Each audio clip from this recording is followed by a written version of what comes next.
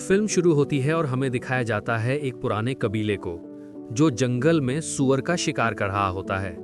इन लोगों ने जंगल में जगह जगह पर फंदे लगाए होते हैं। इन्हें पता होता है कि इनका फंदा कहाँ कहाँ पर है। और तभी उस सूअर का जिसका ये शिकार कर रहे होते हैं उसका पैर एक फंदे से टकराता है। फंदे से टकराने की वजह से सामने जो लकड़ी का टुकड़ा उस फंदे से जुड़ा होता है वो सूअर की तरफ आता है और उस टुकड़े में बहुत सारी नुकीली नुकीली लकड़ियां होती हैं और उससे उस सूअर की मौत हो जाती है। ये सब के सब वहां बैठकर उसे काटना शुरू कर देते हैं, आपस में हंसी मजाक करना शुरू कर देते हैं। और तभी इनमें से एक जिसका नाम जैगुआर होता है, उसे एहसास होता है कि उसके पीछे झाड़ियों में कोई है। वो खड़ा होकर उस तरफ देखने लगता है और उनसे पूछता है कि तुम्हें क्या चाहिए। वहां झाड़ियों से कुछ आदिवासी निकलते हैं और इनके सामने बड़ी बड़ी मछलियां रख देते हैं। वो कहते हैं कि हम यहाँ से गुजरना चाहते हैं। बदले में ये भी उस शिकार का एक टुकड़ा जो इन्होंने अभी किया होता है ये भी उन्हें दे देते हैं। और अगले पल झाड़ियों के पीछे से बहुत सारे आदिवासी निकलते हैं। ये सब वहां से जाने लगते हैं। जैगुआर देखता है कि इनमें से बहुत सारे लोग घायल होते हैं। वो उनसे पूछता है कि हुआ क्या था।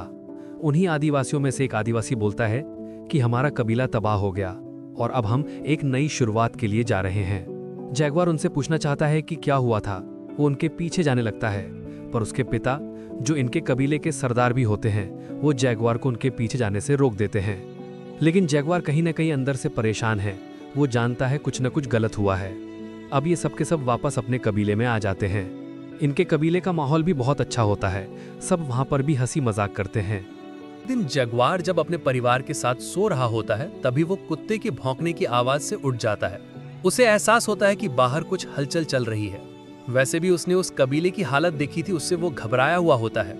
अगले पल में बाहर दिखाया जाता है जहां पर एक बहुत ही भयानक, बहुत ही खूंखार आदिवासी होता है। उसके सभी साथी पेड़ों के पीछे छुपे होते हैं जो उसके इशारे करने पर मशाले लेकर पेड़ों से बाहर आ जाते हैं। जैगुआर अपने घर से बाहर देखता है। उसे कुछ जलती हुई मशाले दिखती हैं और वो समझ जाता है कि कुछ न कुछ खतरा है। वो अपने परिवार को लेकर बाहर निकलता है और तभी हमलावरों में से एक इन्हें देख लेता है, लेकिन जैगुआर उसे खत्म कर देता है। जैगुआर अपने परिवार को लेकर एक गहरी खाई के पास जाता है। वो अपने बेटे और अपनी पत्नी जो कि प्रेग्नेंट होती हैं उन्हें रस्सी के सहारे धीरे धीरे खाई में छोड़ना शुरू करता है। और जब वो नीचे जा ही रहे होते हैं तभी उन आदिवासियों में से एक आदिवासी जिन्होंने इनके कबीले के ऊपर हमला किया है वो जैगुआर को देख लेता है। वो भागता हुआ उसकी तरफ आता है। जैगुआर जल्दी जल्दी अपनी पत्नी और अपने बच्चों को नीचे छोड़ता है।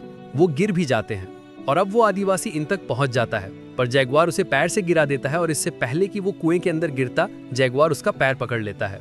वो आदिवासी जो कुएं के अंदर गिर रहा होता है वो देख लेता है कि जैगुआर की पत्नी और उसका बच्चा अंदर है, पर इससे पहले कि वो किसी को बताता जैगुआर उसे मार देता है। जैगुआर अपनी पत्नी और बच्चे से कहता है कि मुझे अपने लोगों की मदद के लिए जाना होगा। हालांकि उसकी पत्नी उसे जाने से मना करती है, उसे रोकती है, पर वो अपनी पत्नी से कहता है कि मैं वादा करता हूँ कि मैं वापस जरूर आऊंगा। और ये कहकर वो अपने लोगों की मदद करने के लिए चला जाता है। वहां पर जैगुआर के लगभग सभी लोगों को बंदी बना लिया होता है। कई लोगों को मार भी दिया होता है। यहाँ पर एक बहुत खतरनाक आदिवासी होता है जिसका नाम होता है मिडिल आई, और वो अपने चाकू से जैगुआर के ऊपर हमला करता है और जैगुआर को मारने वाला होता है, पर जैगुआर उसका चाकू पकड़कर उसी की तरफ मोड़ देता है। पर इससे पहले कि वो उसे मारता, यहाँ पर इन सब का सरदार आ जाता है जो जैगुआर को बंदी बना लेते हैं। हालांकि मिडिल आई यहाँ पर जैगुआर को मारना चाहता है, पर सरदार उसे मना कर देता है। वो कहता है कि मुझे इसकी जरूरत है। जैगुआर के पिता भी बंदी होते हैं और वो अपने पिता से कहता है कि मुझे माफ कर दो पिताजी। मिडिल आई ये बात सुन लेता है और उसे पता चल जाता है कि ये इसके पिता हैं, इसीलिए वो जैगुआर के सामने उसके पिता को मार देता है। इसके बाद वो जैगुआर के ऊपर भी एक जोरदार प्रहार करता है जिससे वो बेहोश हो जाता है। और जब उसे होश आता है तो वो देखता है कि उसके सभी साथी यहाँ पर बंदी बने हुए हैं। जैगुआर कुएं की तरफ देखता है जहाँ पर उसकी प्रेग्नेंट पत्नी और उसका बेटा है। सरदार का बेटा उसे उस तरफ देखते हुए देख लेता है और वो कुएं के पास जाता है। वो देखता है कि कुएं के अंदर एक रस्सी लगी हुई है, इसीलिए उसे शक होता है। वो कुएं के अंदर देखता है लेकिन वहां पर उसे कोई नहीं दिखता, क्योंकि जैगुआर की पत्नी और बेटा कुएं के अंदर ही एक पत्थर के नीचे छुप जाते हैं। वो ऊपर से एक बहुत बड़ा पत्थर भी फेंकता है लेकिन उसे कोई हलचल नजर नहीं आती। इसके बाद जो रस्सी लगी होती है वो उस रस्सी को काट देता है, यानी कि अब चाहकर भी जैगुआर की पत्नी और बेटा ऊपर नहीं आ सकते। और अब इन्होंने जितनी भी कबीले वालों को बंदी बनाया होता है इन सबको अपने साथ एक लंबे सफर पे ले जाते हैं। रास्ते में उन्हें वो कबीले वाले भी मिलते हैं जो सुबह मिले थे, जिन्होंने इन्हें मछली दी थी, जो यहाँ से कहीं दूसरी जगह अपना कबीला बसाने के लिए जा रहे थे। और अब ये सब के सब एक लंबे सफर के लिए निकल पड़ते हैं, जहाँ पर इन्हें नदियों को पार करना पड़ता है, ऊंचे ऊंचे पहाड़ों से जाना पड़ता है। और इस भयानक सफर को तय करने के बाद ये खूंखार आदिवासी उस जगह पहुंच जाते हैं जहाँ से बिलोंग करते हैं। और जब ये अपनी सरहद के बाहर होते हैं तो वहां पर बहुत सारी डेड बॉडीज होती हैं, जिन्हें देखकर साफ साफ समझ में आ जाता है कि ये वो लोग हैं जिन्हें किसी तरह की कोई बीमारी हुई है जो छूने से फैलती है। यहाँ पर एक बच्ची भी होती है और वो उन खूंखार आदिवासियों को जो इसी जगह से बिलोंग करते हैं उन्हें कहती है कि बहुत जल्द पवित्र समय आने वाला है, दिन में अंधेरा हो जाएगा, एक आदमी तुम्हें यहाँ से बाहर ले जाएगा और तुम्हारे इस पूरे साम्राज्य का हमेशा के लिए अंत हो जाएगा। अभी सब यहाँ से आगे चले जाते हैं और तभी एक गाँव आता है जहाँ पर बहुत सारे मजदूर होते हैं जिनकी हालत बहुत ज्यादा खराब होती है, फिर भी इन्हें यहाँ पर काम करना पड़ता है। पर इन्हें यहाँ से नहीं छोड़ा जाता और आगे ले जाया जाता है। अब कबीले का जो सरदार इन सबको बंदी बनाकर यहाँ पर लाया है, उसके पास एक आदमी आता है। वो पूछता है कितने आदमी हैं। वो कहता है कि मेरा बेटा बताएगा, लेकिन इस बार पैसे अच्छे चाहिए। यानी कि ये लोग उन्हें यहाँ पर पकड़कर इसलिए लाए ताकि इन्हें बेच सकें। यहाँ पर इंसानों को बेचा जाता है, इनके साथ जो बंदी औरतें होती हैं उन्हें बेच दिया जाता है, उनकी बोली लगाई जाती है। पर आदमियों को यहाँ से आगे ले जाया जाता है जहाँ पर बहुत भीड़ होती है। दरअसल पुरानी मान्यताओं के चलते यहाँ पर इंसानों को मारा जा रहा होता है और अब जगुआर को मारने के लिए ले जाया जाता है। ये दरअसल ईश्वर को खुश करने की बात कर रहे होते हैं, पर इससे पहले कि वो जगुआर को मारते सूर्य ग्रहण हो जाता है, चारों तरफ अंधेरा हो जाता है और यहाँ पर सब रुककर प्रार्थना करने लगते हैं। सूर्य ग्रहण छटने के बाद इन सबको एक दूसरी जगह ले जाया जाता है। एक लंबा सा ग्राउंड होता है और उसके दूसरी तरफ झाड़ियां होती हैं। इन सबको बोला जाता है कि तुम भागो और अपने जंगल चले जाओ। यहाँ पर वो सरदार जो इन सब लोगों को बंदी बनाकर लाया, उसका बेटा भी होता है। उसका बेटा झाड़ियों के पास चला जाता है और इन्हें एक एक करके भगाया जाता है। पीछे से लोग इनके ऊपर भाले फेंक रहे हैं, इनके ऊपर अलग अलग हथियार फेंक रहे हैं ताकि इन्हें मार सके। इनके एक साथी मारे जाते हैं और अब जगुआर और उसके साथ दूसरा उसका साथी भागते हैं। जगुआर के साथी को तीर लग जाता है और उसकी मृत्यु हो जाती है। जगुआर को भी तीर लग जाता है जो उसके आर पार हो जाता है, पर वो मरा नहीं होता, जिंदा होता है। यहाँ पर जो कबीले के सरदार का बेटा होता है वो जगुआर को मारने के लिए आता है, पर इससे पहले कि वो उसे मारता वहीं पर एक जख्मी आदमी होता है जो उसे गिरा देता है। कबीले के सरदार का बेटा उसे मार देता है। इसके बाद वो चाकू निकालकर जगुआर को मारने के लिए आता है, पर इससे पहले कि वो उसे मारता है, जगुआर को जो तीर लगा था उसने उसकी नोक तोड़ ली थी और वो उससे उसके गले को चीर देता है और जगुआर यहाँ से झाड़ियों में भाग जाता है।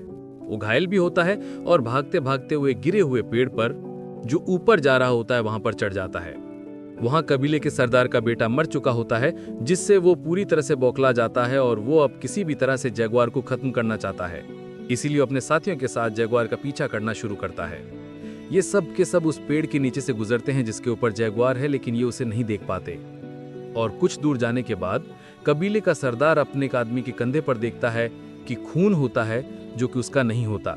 वो समझ जाता है कि जगुआर का खून है जो किसी पेड़ के ऊपर है। इसीलिए सब के सब वापस जगुआर को ढूंढने के लिए आते हैं। वहीं जिस पेड़ के ऊपर जगुआर होता है वो देखता है कि वहां पर एक जगुआर यानी कि जानवर का बच्चा है और तभी वहां पर उसकी मां भी आ जाती है। जगुआर को उस तरफ भागना शुरू करता है जिस तरफ कबीले वाले गए होते हैं और वो भी जगुआर की तरफ आ रहे होते हैं। अब जगुआर पूरी तेजी से भाग रहा होता है और उसके पीछे खूंखार जानवर है, लेकिन इससे पहले कि वो जानवर जगुआर को पकड़ता, उसके और उस जानवर के बीच में एक कबीले वाला जो जगुआर को मारना चाहता है वो आ जाता है और वो जानवर उसे मार देता है। जगुआर यहाँ से निकल जाता है, लेकिन अभी भी कबीले वाले उसका लगातार पीछा कर रहे होते हैं और एक जगह रास्ता खत्म हो जाता है। दरअसल ये एक बहुत ऊंचा झरना होता है और यहाँ से कूदने का मतलब शायद मौत है, लेकिन उसके पीछे भी मौत होती है, इसीलिए जगुआर वहां से कूद जाता है।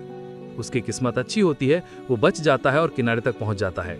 और जब वो ऊपर देखता है तो वहां पर कबीले का सरदार और उसके बहुत सारे आदमी उसे देख रहे होते हैं। जगुआर अब इन सबको ललकारता है क्योंकि वो अपने जंगल में आ चुका है जहां पर वो शिकार किया करता था। वो कहता है कि मेरे दादा ने यहाँ पर शिकार किया था, मेरे पिता ने यहाँ पर शिकार किया था, मैंने भी यहाँ पर शिकार किया और मेरे बच्चे भी यहाँ पर शिकार करेंगे। अगर हिम्मत है तो आ जाओ। ऊपर कबीले के सरदार के साथ एक आदमी होता है। वो कहता है कि हमें इसके पीछे नहीं जाना चाहिए, हमें वापस चले जाना चाहिए।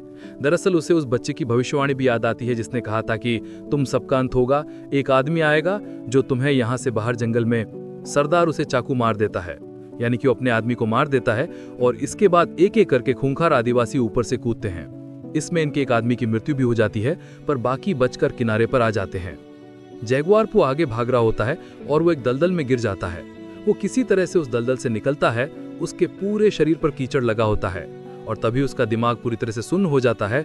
वो कहता है कि मैं जैगुआर पो हूँ, ये जंगल मेरा है और मुझे यहाँ से कोई नहीं भगा सकता, मैं किसी से नहीं डरता। और इसके बाद जब वो आदिवासी उसके पीछे आते हैं तो वो अलग अलग तरीके इस्तेमाल करके एक एक करके सबको मारना शुरू कर देता है। सबसे पहले वो इनके ऊपर मधुमक्खियां छोड़ता है। इसके बाद वो मेंढक के जहर से एक आदमी को मार देता है और तभी उसके सामने वो आदमी आ जाता है जिसने उसके पिता को मारा था, यानी कि मिडिल आई। जैगुआर पो देखता है कि बीच में एक हथियार पड़ा होता है और मिडिल आई उसकी तरफ भागता है। वो भी उसकी तरफ भागता है और जब वो हथियार तक पहुंच जाता है तो अपने घुटनों के बल घिसटता हुआ उस हथियार को उठा लेता है। मिडिल आई अपने वार से चूक जाता है, पर जैगुआर अपने वार से नहीं चूकता, वो उसे मार देता है। और तभी यहाँ पर बारिश होना शुरू हो जाती है। जैगुआर पो की बीवी और बच्चा कुएं के अंदर हैं। कुएं में लगातार पानी भर रहा होता है। उसकी पत्नी को अब यहाँ पर पेन भी शुरू हो जाता है, यानी कि उसकी कभी भी डिलीवरी हो सकती है। जैगुआर भागता हुआ कुएं तक पहुंच जाता है। उसके बीवी बच्चे बोलते हैं कि हमें बाहर निकालो, और उसके पीछे अभी भी बचे हुए 3 आदिवासी आ रहे होते हैं। उन तीनों में से 2 आदिवासी कुएं पर रुक जाते हैं क्योंकि वो देखना चाहते हैं कि कुएं के अंदर कौन है। वो उसके बीवी बच्चों को देख लेते हैं और कबीले का सरदार, जो कि सबसे खूंखार है, वो जैगुआर के पीछे भागता है और जैगुआर भागते भागते एक जगह रुक जाता है। दरअसल उसने कुछ देख लिया होता है। वहां पर कबीले का सरदार पहुंच जाता है। जैगुआर ने उसके बेटे को मारा है, इसीलिए दूर से उसे तीर मारता है जो उसके दिल से थोड़ा सा ऊपर लगता है। जैगुआर जख्मी है और वो खड़ा होकर अब कबीले के सरदार को चैलेंज करता है। कबीले का सरदार अपना तीर कमान नीचे फेंक देता है, अपना चाकू निकालता है और जैगुआर की तरफ भागना शुरू करता है।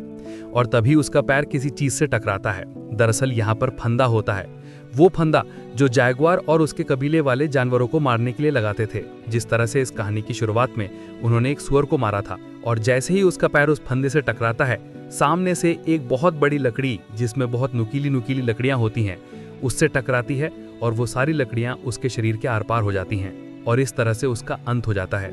पर जैगुआर पो को यहाँ से भी भागना पड़ता है क्योंकि बचे हुए 2 आदिवासी उसी की तरफ आ रहे होते हैं।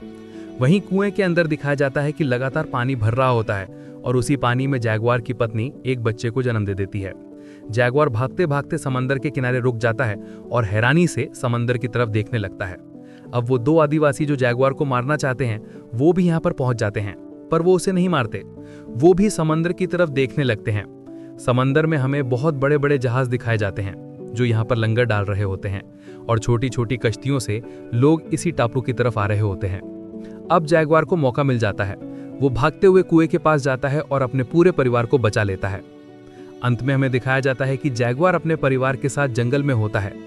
वहां से उसकी पत्नी समंदर में बड़े बड़े शिप्स देखती है। वो जैगुआर पो से पूछती है कि क्या हमें उस तरफ जाना चाहिए। जैगुआर कहता है कि हमें जंगल में जाना चाहिए ताकि हम एक नई शुरुआत कर सकें, और वो जंगल की तरफ बढ़ चलता है।